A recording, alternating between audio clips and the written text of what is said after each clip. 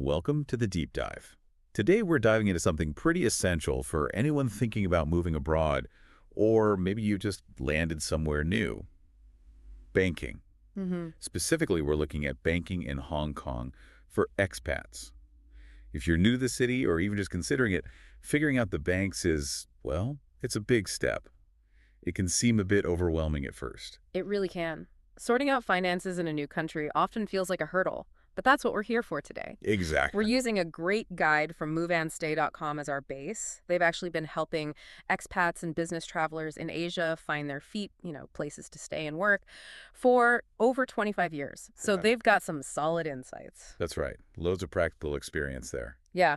So our plan is to pull out the key info from their Hong Kong banking guide to really help you understand how to get started. Basically, save you some time, maybe avoid a few headaches. A cheat sheet, essentially. Pretty much. And the Movie and Stay guide, it covers the essentials, right? Like Yeah. how to pick a bank, what documents you'll need. All that. Account types, the actual process of opening one, how to manage it day to day. And importantly, what not to do, the common mistakes. Yes, those pitfalls to avoid. Okay, so let's jump in. The first big decision. Choosing a bank.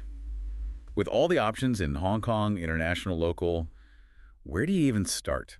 Well, the first thing the Move and Stay article stresses is doing your homework. Research is really important. Makes sense. Hong Kong has this interesting mix, big global names alongside really strong local banks.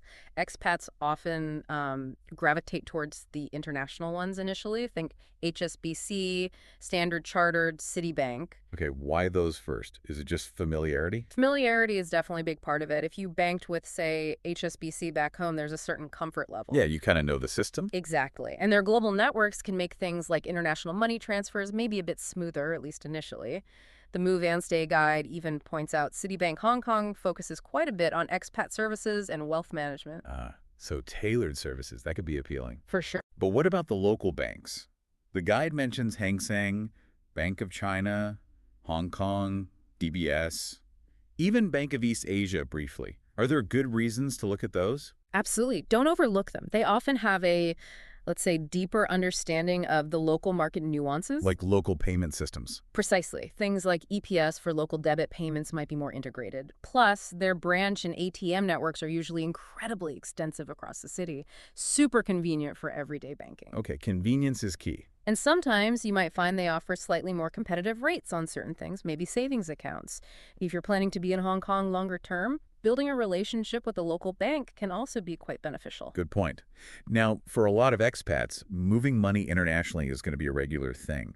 What does the Move and Stay guide say are the key things to look out for when comparing banks on international transfers? This is crucial, yeah. The article flags several things. First, the actual transfer fees. They can vary quite a bit, so compare. Right, obvious one. Second, exchange rates. Banks usually add a margin, so the rate you get isn't the mid-market rate. Again, comparison helps. Hidden costs, almost. Sort of. Third, how fast does it need to be? Some are near instant, others take days. What do you need? Okay. Fourth, what currencies do they support? Make sure they cover the ones you'll use. Fifth, are there limits? Daily limits, country restrictions, things like that. Good, heads up. And finally, be aware of any reporting rules for large transfers. It's not just the fee, it's the whole package: cost, speed, convenience. Got it. So weigh everything up. Okay, let's say you've picked a bank. Now you need an account. The guy talks about the usual suspects: current, savings, fixed deposit. But it really highlights multi-currency accounts for expats. Why are those so useful? Yes. These can be incredibly practical. Imagine you're paid in, say, Hong Kong dollars, but you have regular expenses back home, or you travel a lot. Yeah, common scenario. A multi-currency account lets you hold different currencies: euros, US dollars, sterling, whatever, all in one place. Yeah. The big win is avoiding conversion fees every single time you need to switch currencies. You can often manage the conversion within the account, potentially at better rates. It just streamlines things if your financial life spans multiple currencies. Definitely sounds useful for the typical expat setup. The guide also mentions credit cards briefly. Rewards, interest rates, fees, anything specific expats should watch out for with Hong Kong credit cards. Well, the basic advice is universal. Read the fine print. Rewards like cashback or air miles are great, but understand how you earn them and if they fit your spending. Sure. But really focus on the interest rate, the APR. If you carry a balance, high interest can wipe out any rewards fast.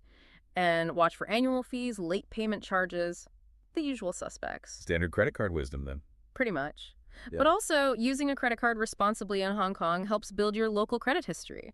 That can be useful later for loans or even renting. And some cards aimed at expats might have perks like travel insurance or dining discounts. Worth checking out. Okay, on to the paperwork hurdle. You've chosen the bank, the account type. Now, the documents. Move and stay stresses being prepared. What are the absolute must-haves? Right, the core items. You absolutely need valid ID, that's your passport if you're not yet a resident, or your Hong Kong ID card if you've got one. Okay, ID first. Then, proof of your address in Hong Kong. This is key. The guide suggests things like a recent utility bill, electricity, water, gas, or maybe a bank statement from another bank, but it needs to be recent, like within 3 months. A tenancy agreement often works too. And it has to show your name and the address clearly, right? Exactly. Name and address matching your ID. And the tip in the guide to bring originals and copies. Solid advice, saves a potential second trip. Good tip. And it's not just ID and address, is it? Banks want to know about your financial situation. What about proof of income or employment? Correct. They need to understand your financial standing. If you're employed, get ready your recent pay slips, usually the last 2 or 3 months, or your employment contract showing your salary and job title. Standard stuff. Yeah. If you're self-employed, it's usually a bit more involved. You might need tax returns, perhaps audited accounts for your business registration, maybe even invoices or client contracts. A bit more digging required there. Definitely. And the Move and Stay guide even notes if you're unemployed or a student, you might need something like a letter confirming financial support or just proof you have sufficient funds. Okay. What about non-residents specifically? Say someone's setting up an account just before they officially move or become a resident. Any extra hoops? Often, yes. They'll need your valid visa or entry permit, obviously, to show you have the right to be there. Sometimes a reference letter from your bank back home can help. Ah, like a letter of good standing. Kind of, yeah. And be prepared to explain why you need the account. Personal use, investments, business. The guide does mention it can sometimes be a bit tougher for non-residents, maybe higher minimum deposits or fewer account options. Best to check with the specific bank beforehand. Always best to check first. Okay, documents gathered. Now, the actual process. Let's talk about walking into a branch the traditional way. What does that typically involve, according to the guide? The classic in-person route. The guide suggests booking an appointment first, which is smart. Guarantees you get time with someone. Less waiting around. Exactly. Yeah. Then you show up with all your documents, fill out the application forms there, answer their questions honestly about source of funds, how you'll use the account, and be ready for that initial deposit if one's needed. Pretty straightforward if you're prepared. But what about opening an account online? That's becoming more common. How does that work? The online option offers, well, a lot of convenience. You usually start on the bank's website or app, fill in the online form, upload digital copies of your documents. Scans or photos? Usually scans or clear photos. Then comes identity verification. This might be a video call with a bank staff member or sometimes using biometric checks through the app like facial recognition. Okay, digital verification. Yeah. Once they approve everything, you'll get instructions, usually email or SMS, on how to activate the account. So whether you go in person or do it online, there are verification steps. What kind of checks are banks doing behind the scenes? It's all about compliance and security. They'll verify your documents, check they're authentic, up to date. They confirm your identity, whether through that video call, biometrics, or maybe even asking you to pop into a branch briefly for an ID check later. Right. They also need to understand where your money comes from, the source of funds. So they might ask for those pay slips or business documents we mentioned, especially for larger initial amounts. And they'll likely ask about your expected account activity, what kind of transactions you plan to make. Helps them spot unusual patterns later. Makes sense. Standard anti-money laundering stuff. Yeah. Okay, success. The account is open. Now, managing it effectively. Move and Stay talks about understanding fees, setting up direct deposits, using online banking. Let's break those down. Fees first, the annoying bit. What common charges should expats look out for in Hong Kong? Yeah, nobody likes fees. The guide highlights a few usual suspects. Transaction fees like using another bank's ATM or for international transfers. Got it. Account maintenance fees, some banks charge a monthly or annual fee, but you can often waive it by keeping a minimum balance. Ah, the minimum balance requirement. Exactly. If you have that multi-currency account, watch for currency conversion fees or the margin on the exchange rate they use. The guide wisely suggests asking about fee waivers for new customers or expats, and definitely read your monthly statements carefully. Stay vigilant. What about getting paid? Direct deposit sounds like the easiest way. What info does your employer need? Super simple, usually. You just give your employer your bank account number and the bank's SWIFT code. Swift code. Yeah, it's like an international postcode for banks, helps route money globally. Your bank can give you theirs easily. As the guide points out, it makes getting paid seamless, and it's also great for setting up direct debits to pay bills automatically. Less hassle, less chance of missing a payment. Convenience again. And finally, online and mobile banking. What are the big advantages highlighted in the Move and Stay article? Huge convenience factor. Manage your money anytime, anywhere.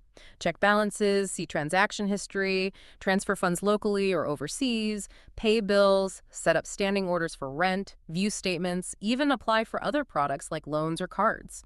All online or on your phone. Everything in one place. Pretty much. And the guide emphasizes security use two-factor authentication, 2FA, whenever it's offered. Mobile apps give you all that on the go, sometimes with extra features like depositing a check by taking a photo or spending trackers. Very handy. The Move and Stay guide finishes with some practical tips for a smooth ride. What are the key takeaways there? Preparation is definitely the recurring theme. Before a bank visit, gather your documents, maybe call ahead to double-check requirements or opening hours. Consider making that appointment. Be prepared. And avoid common pitfalls. Don't underestimate fees. Make sure you update your contact details with the bank if you move. And perhaps realistically, don't assume all bank staff are fluent in English. If you think language might be an issue, maybe bring a friend or use a translation app. Very practical point. And finally, really use those banking apps. Leverage the convenience, but also the security features like fingerprint or Face ID login and transaction alerts. But stay safe, strong passwords, be wary of suspicious links. Standard digital hygiene. So wrapping up our deep dive, based on Move and Stay's practical insights, banking in Hong Kong as an expat comes down to a few key things, really. Do your research on the banks, get all that paperwork ready before you start, understand the account types and especially those fees, and definitely embrace the digital tools online and mobile banking. Absolutely. Getting those fundamentals right, using the kind of knowledge Move and Stay provides from their long experience makes the whole process much smoother. It sets you up for managing your finances well while you're living in Hong Kong. It really lays the groundwork. Okay, on that note, here's something for you, our listener, to think about. How can the bank you choose really impact your day-to-day life as an expat? Can it simplify things or actually make them more complicated? What are your top priorities when picking a bank in a new country? And how might those priorities change as you settle into Hong Kong and get to know the place better? Interesting questions to ponder. Definitely food for thought. Thanks for joining us for this deep dive.